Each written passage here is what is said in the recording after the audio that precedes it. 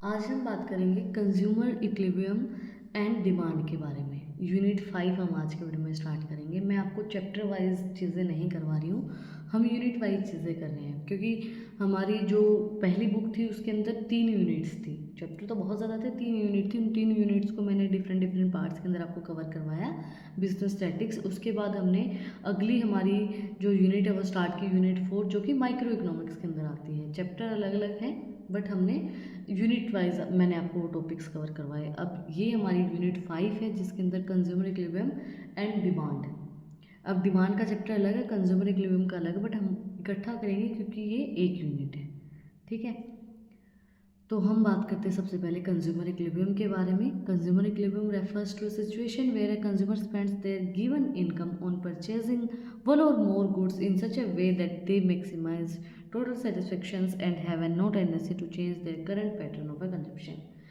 Consumer equilibrium में एक ऐसी सिचुएशन होती है जिसके अंदर कंज्यूमर अपनी इनकम से इतना स्पेंड करता है एक गुड्स को परचेज करने में जहाँ पे उसको मैक्सिमम टोटल सेटिस्फेक्शन मिल जाता है कि भाई इतना सेटिस्फेक्शन मैक्स है।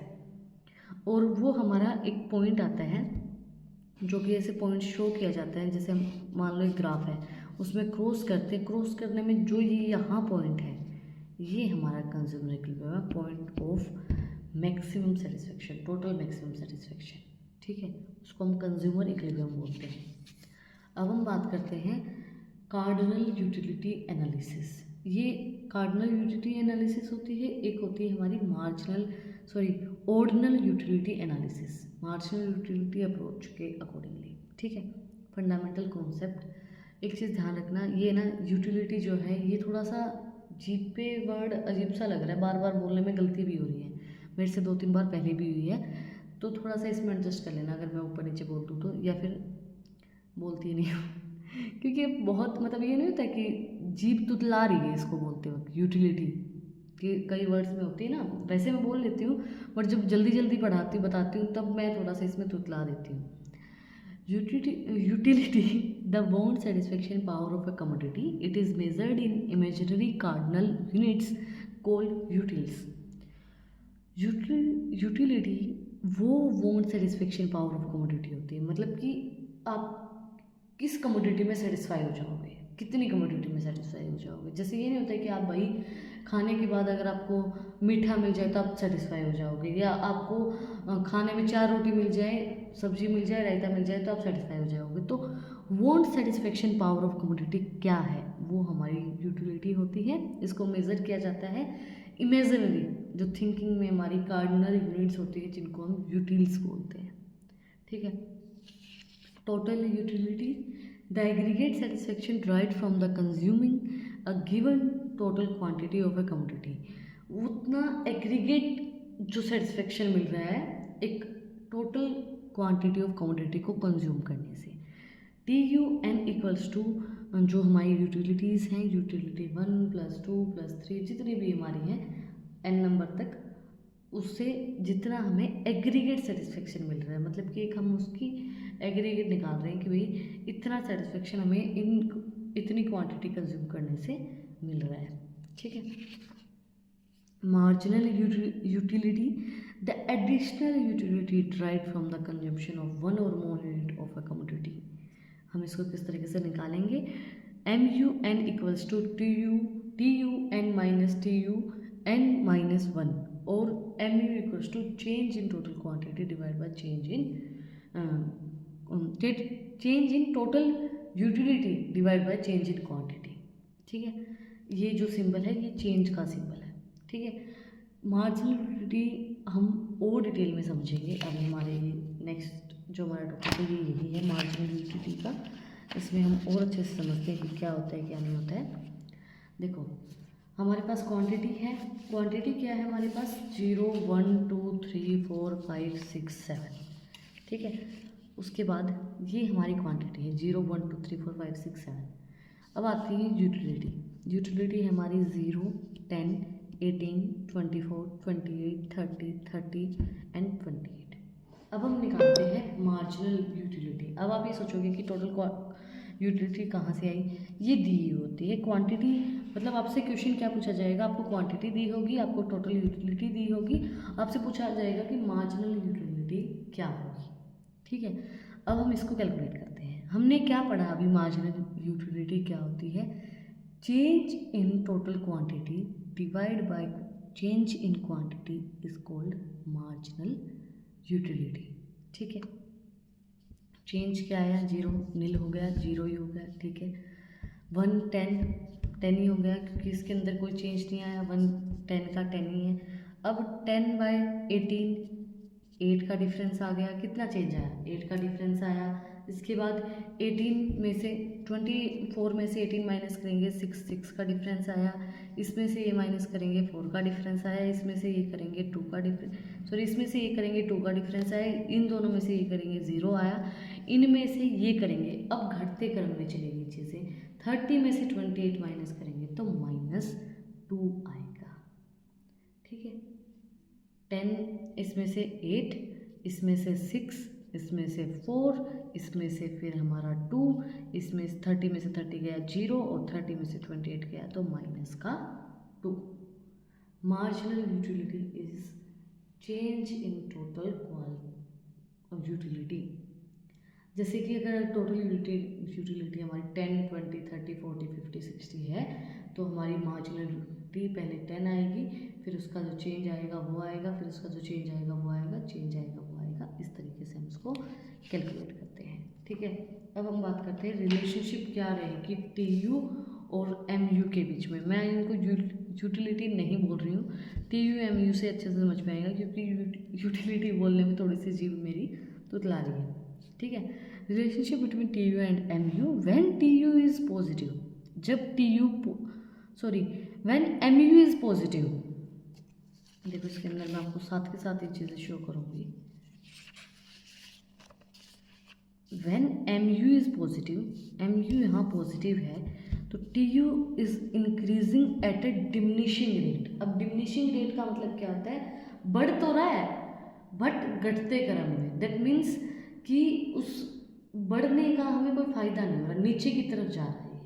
TU बढ़ रहा है, 10 से 18 हुआ, 18 से 24 हुआ, 24 से 28 हुआ, 28 से 30 हुआ, बट डिमिनिशिंग रेट में बढ़ रहा है। ठीक है, जब हमारा MU 0 हो जाता है, when MU is 0, TU is at its maximum point of satisfaction.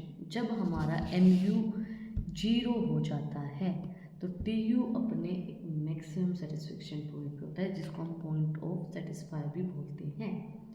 जब हमारा MU नेगेटिव होने लग जाता है, MU इज बिकम नेगेटिव, तो हमारा जो TU है, टोटल यूटिलिटी जो हमारी है, वो हमारी डिक्लाइनिंग स्टार्ट होने लग जाती है। इट मीन्स घटने लग जाती है। ये आप और अच्छे से समझोगे कि ये घटती क्यों है, क्या होती है, इसको मैं आपको और अच्छे से समझाती हूँ। हमारे लॉ ऑफ मार्जिनल यूटिलिटी के अंदर, law of diminishing marginal utility जो हमारा है, उसमें आपको और अच्छे से चीज़ें समझ पाएंगी। ठीक है, law of diminishing marginal utility क्या कहते हैं, MU बोल देती हूँ मैं इसको। ठीक है, statement, as a consumer consumes more and more standards unit of a commodity continuously, the marginal utility derived from each specific unit goes on decline। देखो क्या होता है कि हम कंटिन्यू कोई भी काम करते हैं, चाहे हम कोई खाने का काम है, कई मतलब होता नहीं है घर में, अगर कंटिन्यू एक ही तरीके की सब्जी बन रही है, जैसे दाल बन रही है, डेली दाल बन रही है, डेली आलू बन रही है, डेली आलू बन रहे हैं, तो हम उस चीज़ से बोर होने लग जाते हैं, तो वो चीज़ घटने लग जाती है। हमारा अगर कोई हमारी फेवरेट चीज़ है, आप करके देखना ये चीज़, कोई आपकी बहुत पसंदीदा चीज़ है जो आपको बहुत पसंद है खाने में, मैं और किसी चीज़ की बात नहीं करी, खाने में अगर आपको कोई बहुत ज़्यादा चीज़ कोई पसंद है, उसको आप डेली उसको कंज्यूम करने लग जाओ, तो एट द एंड आप उसको नापसंद करने लग जाओगे, क्योंकि आप उससे तंग आ जाओगे, आप उससे बोर हो जाओगे, है ना। क्योंकि ये होता है कि बस बहुत खा लिया, मैं इससे परेशान हो गया, इससे ज़्यादा मुझे नहीं चाहिए। तो law of diminishing marginal utility भी इस तरीके से काम करता है। जब एक कंज्यूमर कंज्यूम करता रहता है एक ही स्टैंडर्ड यूनिट्स को बार बार कंटिन्यूसली, तो मार्जिनल यूटिलिटी जो होती है वो डिक्लाइनिंग स्टार्ट होने लग जाती है। ये हमारा कहता है law of diminishing marginal utility.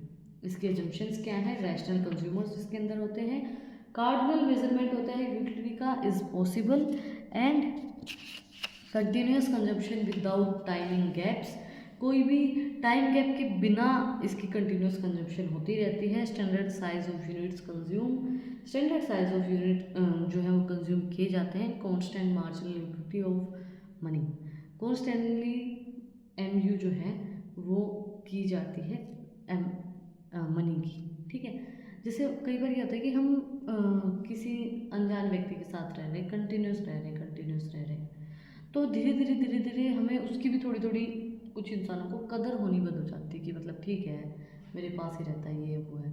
पर वो इंसान कहीं चला जाता है थोड़े टाइम के लिए अपने घर, अपने मायके, वो अगर 10-15 दिन भी कहीं चला जाता है तो आपको उसकी कदर, फिर आपको ये लगता है कि आपको 2 दिन तो अच्छा लगेगा, तीसरे दिन आपको ये लगेगा कि यार ये क्यों गया, फिर आपको फील होने लग जाता है कि नहीं जाना चाहिए था, ये है वो है। तो वो सब चीज़ें होती हैं। तो ये जो चीज़ होती है ये रिलेशनशिप में होती है, बट अगर हम अपने इस पे आते हैं लॉ ऑफ डिमिनिशिंग एमयू के ऊपर, तो इसके अंदर क्या होता है, जब कंटिन्यूसली कोई भी चीज़ कंज्यूम की जा रही है बिना कोई टाइम गैप के, तो फिर हमारा जो एमयू है वो डिक्लाइनिंग स्टार्ट हो जाता है। अब हमें दी गई हैं conditions of consumer equilibrium using marginal utility. हमें यहाँ पे 2 केस दिए गए हैं कि हम कंज्यूमर इक्विलिब्रियम कब मिल सकता है, हमें कौन सी कंडीशंस में मिल सकता है। तो 2 कंडीशंस हमें दी गई हैं। सबसे पहले केस हमारा 1 है। केस 1 में दिया गया है one commodity model, a consumer attains equilibrium when the marginal utility of a commodity in a monetary terms equally its price. एक कंज्यूमर अटेन करता है जब इक्विलिब्रियम, जब marginal utility commodity monetary terms के अंदर इक्वल हो उसके प्राइस के। It means M U X divide by P X equals to M U M, और M U X equals to P X, assuming M U M is 1, ठीक है। और इसके एडजस्टमेंट मैकेनिज्म क्या है? If M U X is less than P X, gain exceed cost, consumer buy more X, M U X falls due to and L D M U until M U X is equals to P X. अगर M U X जो है वो कम है P x से, तो gain exceed हो जाएगा cost का और कंज्यूम करेंगे ज़्यादा एक्स को, और एम यू एक्स जो है वो फॉल हो जाएगा due to L D M U and utility, जब तक M U X P X के इक्वल नहीं हो जाता है, ठीक है। If M U X is greater than P X, cost exceed gain, फिर गेन हो जाएगा एंड कॉस्ट बढ़ेगी, कंज्यूमर कट करेंगे एक्स कंजप्शन को, और एम यू एक्स राइज होंगे अंटिल एम यू एक्स, जब तक M U X P X के इक्वल नहीं होगा तब तक कंज्यूमर इक्विलिब्रियम में नहीं आएगा, ठीक है। एंड नेक्स्ट हमारी आती है two commodity model, law of equi marginal utility. A consumer is an equilibrium when the ratio of marginal utility of a good to its price is equal across all goods and M U falls in the consumption increase. M U X divide by P X, M U X जो है हमारा और P x जो equal होने चाहिए M U Y और P Y के, वो इक्वल होने चाहिए एम यू एम के, मार्जिनल यूटिलिटी ऑफ मनी के इक्वल होने चाहिए, ठीक है। इसके एडजस्टमेंट मैकेनिज्म क्या है? If M U X and divide by P X is less than M U X P Y, consumers get higher utility, consumers को ज़्यादा यूटिलिटी मिलेंगी रुपये के from good Y, and they reallocate income from y to x, y more x causes mu x to fall। अगर ज़्यादा x y किए जाएंगे तो mu x fall हो जाएगा, और while buying y less causes mu x to rise, और अगर y कम किए जाएंगे y तो mu x जो है वो बढ़ेगा। रिस्टोरिंग इक्वलिटी, मतलब इक्वलिटी पे आना चाहिए। इट मीन्स mu x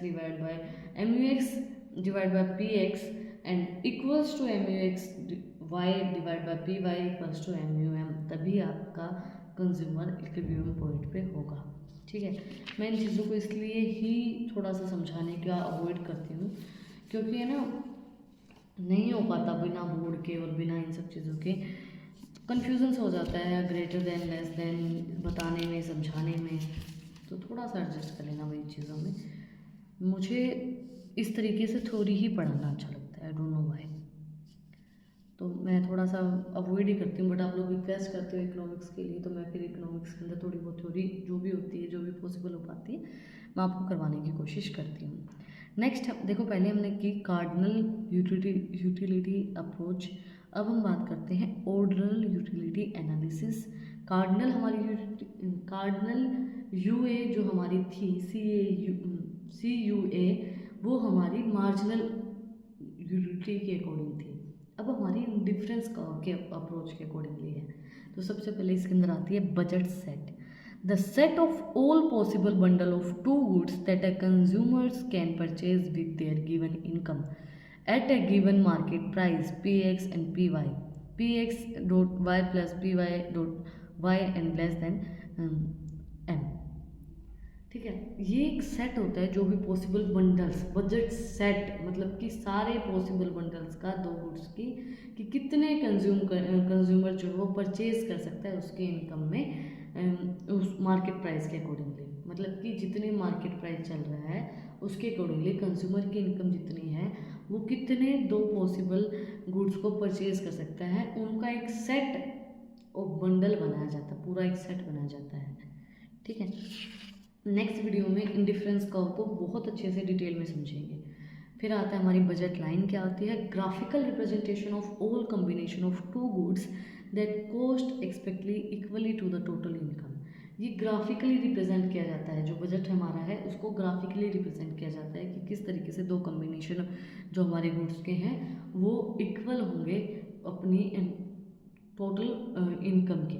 ठीक है, Px plus Y N dot Y equals to M, वो इक्वल कब होंगे? बजट लाइन उनको शो करती है। Slope of budget line represents the market of exchange.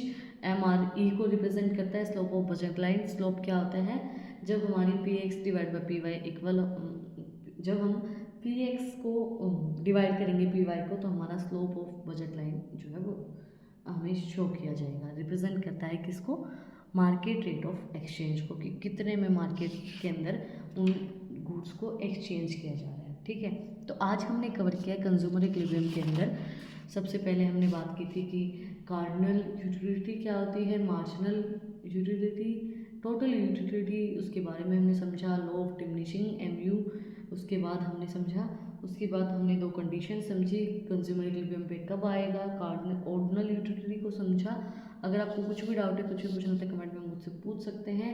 Next video में हम कवर करेंगे हमारे जो भी टॉपिक रह गए हैं इंडिफरेंस कर्व के। इंडिफरेंस कर्व क्या होता है, किस तरीके से काम करता है, क्या क्या चीज़ें इंडिफरेंस कर्व में आती है, इंडिफरेंस मैप क्या होता है। अगर आपको नेक्स्ट वीडियो देखनी है तो वीडियो को लाइक करें, चैनल को सब्सक्राइब करें, बेल आइकन प्रेस करें, ताकि जो सबसे पहले अपडेट है वो आप लोगों के पास आए। फिर मिलते हैं एक नए वीडियो साथ नए टॉपिक के साथ। Like and subscribe. Thank you for watching my video and enjoy your life. Shri Radhe Radhe. और भी इंटरेस्टिंग रील्स को देखने के लिए इंस्टाग्राम पे फॉलो करें। Thank you.